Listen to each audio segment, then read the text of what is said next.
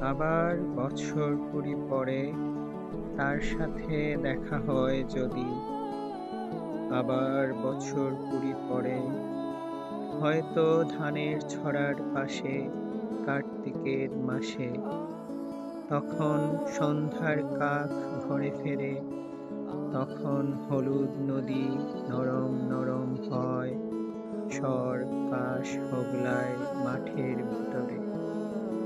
অথবা নাইকো ধান খেতে আর ব্যস্ততা, নাইকো আর হাঁসের নিরেট থেকে খড়, পাখির নিরেট থেকে খড় ছড়াতেছে। মণিয়ার ঘরে রাত, শীত আর শিশিরের জল। জীবন গেছে চলে আমাদের কুড়ি কুড়ি বছরের পার। তখন হঠাৎ যদি মেঠো পথে পাই